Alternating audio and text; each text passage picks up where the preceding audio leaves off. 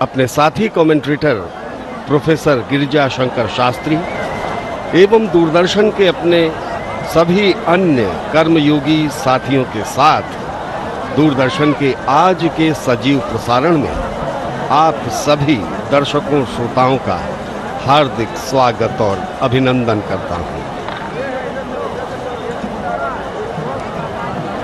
भास्कर देव उदित हो अपनी आभा बिखेर रहे हैं। नमः सूर्याय शांताय सर्वरोग निवारिणे आयुर्रोग्य मैश्वर्यम देहि देवः जगतपते।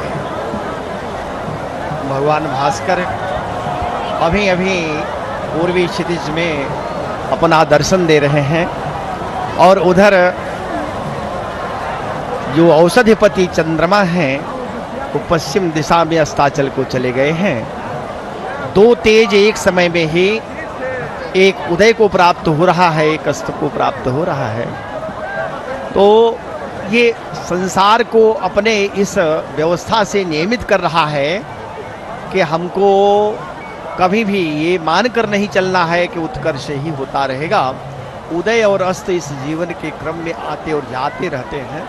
ये दो तेज जो सूर्य चंद्रमा है, इन्हीं की मुख्य भूमिका होती है जो ये कुंभ पर्व हुआ करते हैं। सूर्य पुत्री यमुना जी और विष्णुपदी जिनको ब्रह्मद्रवा कहें गंगा जी, दोनों का यहाँ संगम, मध्य में भगवती सरस्वती। तो तीनों का जो ये यहाँ मिलन है, इस संगम तट पर आज अपार भीड़ है। सभी नर नारी आबाल वृद्ध स्नान कर रहे हैं। स्नान करके वह स्नान के साथ साथ भगवान का स्मरण, पूजन, हवन, दान आदि करते हैं।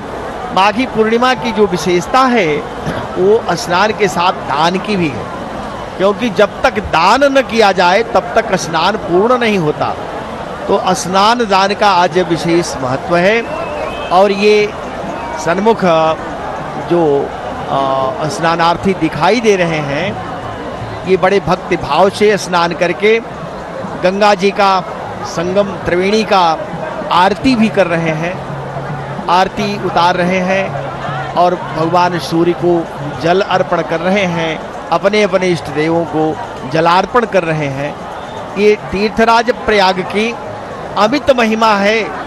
इस महिमा को कहने के लिए वेद भी शांत हो जाते हैं, नेति नेति कहने लगते हैं। और वेदों में इतना ही कहा कि यहाँ जो स्नान करते हैं, सिता सिते सरिते यत्र संगते तत्र प्लुतासो दिवमुत्पतन्ति।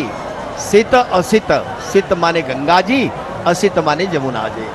सरिते यत्र संगते, जहाँ दोनों का मिलन हो रहा है, तत्र प्लुतासो दिवमुत्पतन्ति, यहाँ जो स्नान करता है वो द्युलोक को प्राप्त हो जाता है। तो यह त्रिवेणी कहाँ तक है ये जानना परम आवश्यक है, क्योंकि जितने श्रद्धालु आते हैं सबका एक ही लक्ष्य है कि हम संगम तट तक पहुँचे। तो कहा गया है शास्त्रों में कि यावत वेणीम बिजानीयात, वहाँ तक, यावत त्रिवेणीम बिजानीयात, कहाँ तक, तावत माने वहाँ तक वेणी को जाने, यावत षटकूल दर्शनम, जहाँ से षटकूल का दर्शन होने लगता है। तो षटकूल का अर्थ यही है कि 6 जो किनारे हैं, तट बनते हैं, गंगा जी के दोनों तट, यमुना जी के दोनों तट, और दोनों मिलकर के जब आगे छतनाग की ओर से वाराणसी के लिए प्रस्थान करते हैं तो वो 2 तट हो जाते हैं। इसको षटकूल कहा गया है। तो तावत वेणीम बिजानीयात यावत षटकूल दर्शनम, जहाँ से षटकूल का दर्शन मिले उसको आप वेणी जाने, त्रिवेणी जाने। इसलिए यह दुराग्रह नहीं करना चाहिए कि हमको बिल्कुल जहाँ गंगा यमुना का मध्य हो रहा है वहीं स्नान करें। ये कभी भी नहीं विचार करना चाहिए। जहाँ स्थान मिल जाए सबको वहाँ स्थान पर पहुँच करके, गंगा जी मिल रही हैं, यमुना जी जहाँ हैं, अथवा दोनों आगे जहाँ बढ़ रही हैं, सर्वत्र पूरे षटकूल में गंगा जी यमुना जी का ही संगम है। इस पूरे पंचक्रोश को, 5 कोश को गंगा यमुना का संगम ही माना गया। शास्त्र यही कहते हैं। यह नहीं है कि कोई एक निश्चित पॉइंट पर ये स्नान करना है। ये जब आग्रह होता है तो निश्चित ही अपार भीड़ बढ़ जाती है और धक्का मुक्की होना स्वाभाविक है। स्नान में बाधाएं उत्पन्न होती हैं। स्नान में जब बाधा उत्पन्न होती है तो स्वाभाविक है कि जिस पुण्य के लिए हम आए हैं हमको पुण्य प्राप्त होगा, वह पुण्य अपूर्ण हो जाता है, अधूरा हो जाता है। इसलिए दूसरे को भी अवसर देना चाहिए। अपने शास्त्रों में कहा ही है कि हमको हमेशा आत्मनः प्रतिकूलानी परेशान न समाचरित। हमारा ये धर्म कहता है, हमारा शास्त्र कहता है, सनातन धर्म का डिंडिम उद्घोष है कि देखिए आप ये सारे धर्मों का निचोड़ जान लीजिए। व्यास जी ने कहा श्रुत्वा धर्मान शेषेण, अशेष धर्म को सुन लीजिए, जो धर्म का निचोड़ है इसको जान लीजिए। श्रुत्वा धर्मान शेषेण, और ये क्या है अशेष धर्म? कहा कि बस आत्मनः प्रतिकूलानी श्रुत्वा चैवाप्य धार्यताम, सुनकर धारण भी करिए, ये नहीं वो कि आचरण में न उतारिए, बस सुन लीजिए। क्या है वह? आत्मनः प्रतिकूलानी परेशान न समाचरेत, जो अपने लिए प्रतिकूल हो वैसा आचरण दूसरों के साथ कभी न करें, क्योंकि धक्का मुक्की से निश्चित ही आप भी प्रभावित होंगे, दूसरा भी प्रभावित होगा।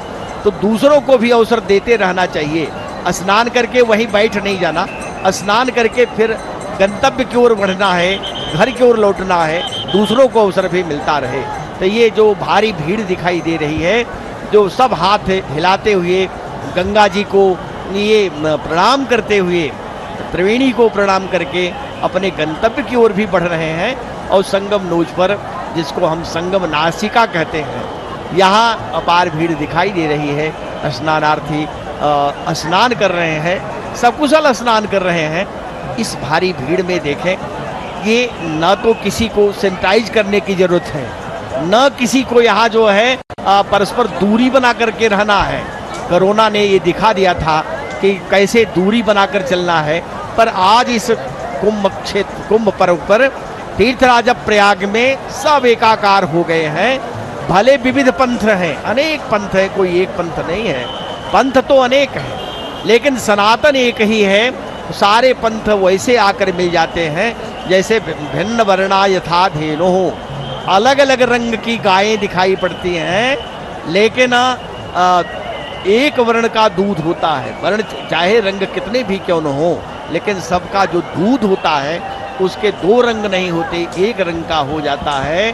वैसे सनातन में कहीं से भी आ जाए, किसी भी रंग के, किसी भी पंथ के, किसी भी संप्रदाय के लोग क्यों न हो, लेकिन यहाँ ठीक वही स्थिति है जो भगवान शंकर की स्तुति करते हुए पुष्पदंत जी ने कहा था कि त्रयी सांख्यम योगः पशुपति मतम वैष्णवमिति प्रभिन्ने प्रस्थाने परमिदमतः पथ्यमिति च रुचीनां वैचित्र्या द्विजकुटिल नाना पथजुषाम नृणामेको गम्यस्त्वमसि पैसा मरणो युवा।